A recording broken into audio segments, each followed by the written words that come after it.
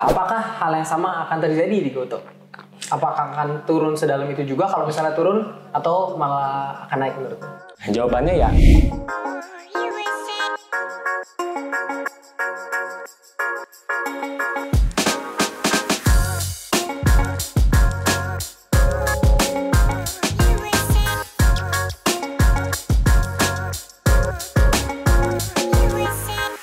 Hai teman-teman, balik lagi sama gue Mas Ben dan Jono. di Kepoin Market bareng Coffee Mix Talk. Nah, hari ini kita mau bahas soal IPO, Jon ya.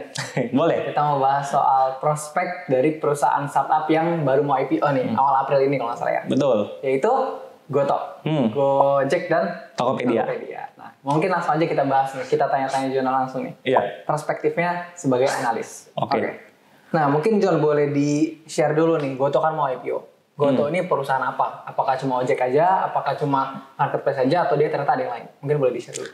Goto, Gojek, dan Tokopedia. Gojek itu Ben ada ojek online, food delivery, beli apa aja, terus udah nganter-nganter barang segala macem.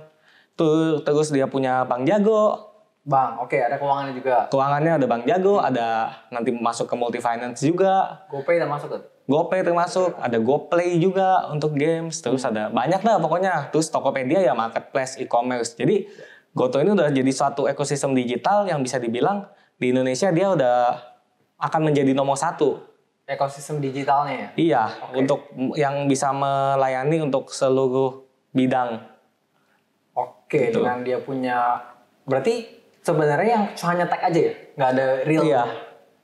Iya, lebih ke tag, iya. Tag aja ya? Tag. Oke, terus mungkin dia kan namanya perusahaan IPO, Jon. Dia kan butuh dana untuk melakukan sesuatu gitu ya, entah bayar utang atau ekspansi. Kalau Goto ini termasuk yang mana, Jon? Dia mau pakai uangnya untuk apa?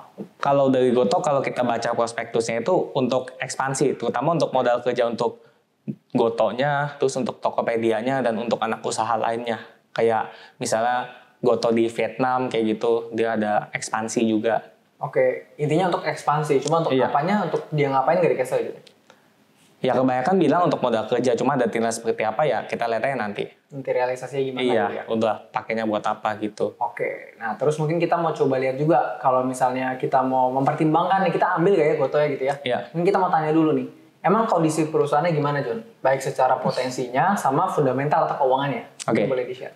Kalau ngelihat potensi ya bisa dibilang ya udah tak terkalahkan lah ya untuk di bidang ekosistem teknologi digital ini udah nomor 1 memang di Indonesia saat ini, dan kedepannya juga ya udah nggak ada lawan juga dia kan, apalagi di belakangnya udah didukung oleh perusahaan-perusahaan besar kayak ada Astra, Telkom, Softbank, ada Wisnu Tama, Boy Tohir tuh orang-orang yang pasti berkualitas lah untuk mendorong ini perusahaan ke depannya juga. Iya. Oke, berarti secara potensi menarik banget, Jon ya. Karena secara potensi kemungkinan besar dia jadi nomor 1. Apa udah nomor 1 sekarang ya? Bisa dibilang udah nomor 1 karena saingannya siapa? Mungkin ada Shopee, Bukalapak, Lazada ya. Secara nilai transaksinya aja dan produknya udah jauh di bawahnya, kalah ya. Oke. Terus next mungkin itu tadi secara potensi kita tahu besar, tapi secara keuangannya gimana, Jon? Mungkin kan kita kalau misalnya kita pertimbangkan untuk beli Goto, kita kan beli perusahaannya nih, keuangannya gimana kita mau tahu dong gitu. Ya, jadi kalau ngelihat di keuangannya juga memang namanya perusahaan startup teknologi emang 5-10 tahun pertama pasti masih bakal duit, Ben. Makanya kalau kita lihat ya dari EBITDA-nya masih negatif, terus net profit-nya apalagi kan tahun ini masih loss kan, minus sekitar berapa 20 triliun ya kalau nggak salah. Dan proyeksi ke depannya juga masih akan rugi terus, cuman pasti ruginya makin lama makin mengecil karena mereka kan pasti bertumbuh terus ke depannya. Gitu. Jadi kalau ngelihat dari keuangannya doang ya mungkin ini nggak cocok bagi sebagian orang gitu.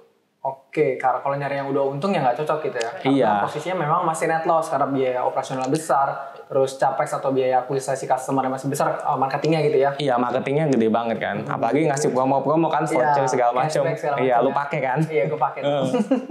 Jadi masih net loss, tapi minusnya semakin kecil gitu. Mungkin EBITDA-nya makin kecil kah minusnya? Iya, itu yang diproyeksikan 5-10 tahun ke depan akan tercapai. Jadi ya jangan harap tahun depan udah untung ya. Karena jenisnya perusahaan teknologi emang begitu.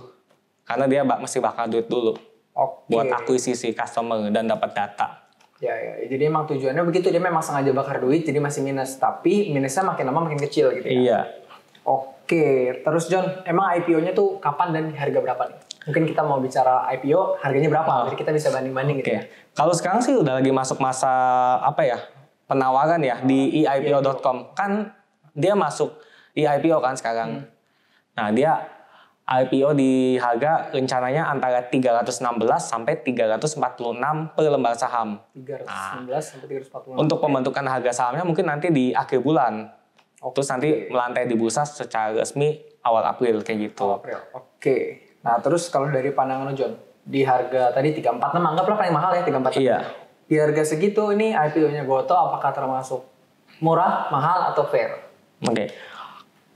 Kalau untuk valuasi untuk yang jenis-jenisnya e-commerce gini, teknologi, kita mungkin nggak bisa pakai PE, PBV ya. Oke. Tapi yang pertama adalah kita lihat dari nilai transaksinya. Misal di tahun... Nilai transaksi di marketplace gitu ya? Iya, semuanya. Gabungan dari Tokopedia dan Gojeknya sendiri. Itu di tahun 2021 nih, walaupun belum keluar hasilnya, tapi perkiraannya sekitar 450 triliun. Nilai transaksi. Jadi nilai transaksi itu kalau misalnya lu beli barang apa di Gojek, lu beli HP di Tokopedia 3 juta, yaitu nilai transaksi 3 juta kayak gitu. Ini nilai transaksinya sekitar 450 triliun di tahun 2021. Terus biasanya kalau untuk e-commerce gini kayak ada namanya market cap dibandingkan dengan nilai transaksi satu tahun. Market cap dibanding sama nilai transaksi. Itu berapa rasionya. Jadi misalkan dia Gotoh IPO di harga 346, itu pun cuma 4,3% dari total saham beredar. Itu nanti market cap-nya sekitar 413-an triliun. Nah, sedangkan nilai transaksinya satu tahun 450-an triliun. Berarti itu rasionya sekitar 0,8-0,9 kali. Nah, 0,9. Yang wajarnya berapa harusnya? Kalau ngelihat yang udah IPO kayak misalnya Grab di luar negeri itu dan lain-lain, Alibaba gitu ya? Iya, itu rata-rata sih di kisaran 0,5 sampai 0,7 kali market cap dibanding nilai transaksi satu tahun. Jadi kalau dibilang sekarang mahal apa enggak ya nggak terlalu mahal tapi nggak terlalu murah juga. Ya agak-agak fair lah. Apalagi kalau bandingin dengan yang IPO tahun kemarin ya ini udah jauh lebih murah, Ben. Bandingnya sama apa, John? Apakah sama-sama price to... Bisa lihat dari price to book value-nya, bisa juga lihat bandingin dengan nilai transaksinya kayak gitu. Dibandingkan dengan yang misalnya IPO tahun lalu kita sebut aja. Buka itu, gitu ya? Iya. Dibanding sama buka. Di IPO-nya sih Gotoh udah jauh lebih murah. Mungkin dia udah belajar ya, nggak mau IPO tinggi-tinggi. Iya. Lebih murahnya banyak apa lebih sedikit dan lebih murah apa gimana? Lumayan sih. Ada hitungannya nggak? Kira-kira angkanya kisaran berapa gitu? Iya, kalau hitungan kasarnya dulu kalau misalnya di Bukalapak tuh IPO di harga 3-4 kali dari harga wajar. Kalau Gotoh nih paling cuma 2 kali dari harga wajar gitu. Iya sih, jadi lebih murah ya? Iya. 2-3 kali, ini 2-3 kali gitu ya? Iya. Nah tadi ngomongin soal buka John, kira-kira mungkin banyak teman-teman di sini kurang begitu bergairah ya setelah beli buka pas IPO. Gue nggak tahu belum. Cuma ini yang terjadi di pasar kan begitu ya. Ini ngomong aja gitu kan. Iya. Setelah IPO kan kurang bagus tuh. Maksudnya sahamnya turun sekarang di 300-400an, 300-an. 200-an. Iya. Nah, apakah hal yang sama akan terjadi di Gotoh? Apakah akan turun sedalam itu juga kalau misalnya turun atau malah akan naik menurut lo? Jawabannya ya nggak tahu. Itu nggak tahu, gue setuju. Tetapi seharusnya kita lihat nih dari Gotoh ini mereka udah belajar juga. Kenapa? Yang pertama, dia IPO cuma 4,3% dari total saham beredar. Kalau Bukalapak dulu 25%. Langsung banyak di IPO ini ya? Lumayan, dulu dia IPO 25% saham beredar, sekarang udah 53% yang saham beredar di Bukalapak. Yang jualan udah banyak banget.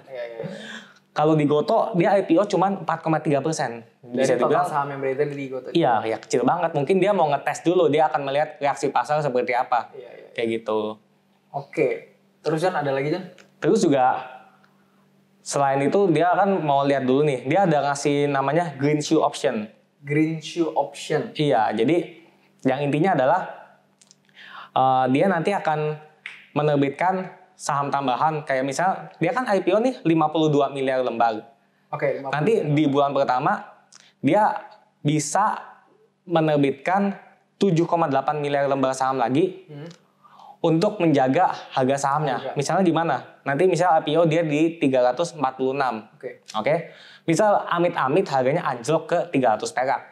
Nanti dia boleh menerbitkan lagi 7,8 saham beredar dan akan dibeli oleh agen yang ditunjuk oleh Gotoh ini. Jadi Gotoh ini menunjuk CGS, CIMB untuk menstabilkan harga. Jadi seandainya habis IPO Gotoh ini anjlok, si CGS ini harus membeli 7,8 miliar lembar saham. Nilainya sekitar 2,5 triliun gitu. Jadi kayak jualan si CGS nih tampung. Kayak ngelawan lah gitu. Tapi ya tetap aja nanti kalau yang dia ngejagain cuma 7,8 miliar, kalau ntar yang jualan lebih banyak tetap aja turun. Iya. Cuma mereka udah siapin plan gitu ya. Udah ada antisipasinya gitu. Plan at least untuk nahan harga gitu ya. Iya, supaya jatuhnya nggak dalam-dalam banget lah, amit-amit gitu. Kalau misalnya jatuh ya, amit-amit. Iya. Oke. Nah terus gue dengar John juga Gotoh katanya mau IPO-in di bursa luar juga ya? Iya betul. Sama dia mau right issue kalau nggak salah ya? Iya. Dia ditaruh di semua di prospektus. Ada kok. Itu bisa dibaca di prospektus terbuka. Jadi tahun depan juga nanti ada rencana right issue juga. Kemudian ada rencana untuk dual listing. Dia mau IPO entah di Nasdaq atau di London Stock Exchange. Kayak gitu. Karena memang saat ini mereka masih proses ekspansi, butuh dana yang sangat besar. Iya. Jadi mereka cari dana juga di pasar saham luar ya. Nah itu dampaknya John, apa bagus atau enggak tuh dengan mereka melakukan dual listing, nanti right issue lagi, itu bagus apa enggak sebenarnya? Kalau ngomong bagus atau enggak ya mesti lihat juga nanti perkembangan dia gimana. Kinerjanya gimana? Ada inovasi apa dari si Gotoh ini? Kita nggak bisa bilang bagus apa enggak sekarang, kan nanti. Ya.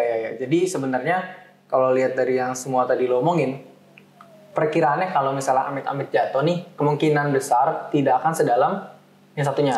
Mudah-mudahan, karena nanti akan dijagain sama yang agen yang ditunjuk ini untuk melakukan green shoe option. Kalau naik pun ya bagus gitu ya. Naik bagus. Kalau naik ya bagus gitu. Mungkin terakhir John, boleh disimpulkan potensi dan resikonya kalau kita beli atau beli IPO-nya saham Gotoh ini? Potensi yang kita dapat ya, kita punya perusahaan teknologi dengan ekosistem terbesar di Indonesia yang di dalamnya ada pihak-pihak yang kredibel dan kompeten gitu. Jadi kita dapat perusahaan yang punya ekosistem teknologi digital terbesar yang di backup sama grup-grup besar juga gitu ya. Iya betul. Itu potensinya. Kalau resikonya? Resikonya ya, kalau resikonya lebih ke pertama tadi harga saham, kita nggak tahu ya harga sahamnya gimana. Yang kedua ya, ini perusahaan Gotoh menyatakan di prospektusnya dari awal berdiri itu udah rugi dan sampai sekarang masih rugi dan tidak menjamin bahwa bisa menjadi untung di masa depan. Jadi ya resikonya ya lu bisa nggak dapat dividen, kan nggak, resikonya belum tentu untung kan gitu. Terus ya nggak tahu kedepannya gimana kalau ada saham yang menarik terus ada investor yang cabut ya, untuk jadi resiko juga buat kita dong.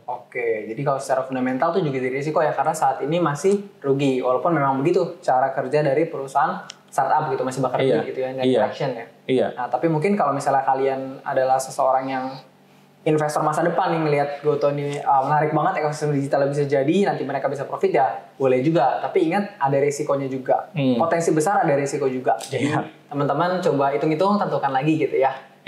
Oke teman-teman, semoga bisa ngasih kalian insight soal saham Gotoh yang baru mau IPO ini, bisa nambah pertimbangan kalian, bahan pertimbangan kalian untuk beli apa enggak gitu ya. Oke, cukup dari kita teman-teman. Jangan lupa like, komen, dan subscribe. Ikutin terus YouTube kita. Sampai ketemu di Kepoin Market berikutnya. Bye-bye. Bye.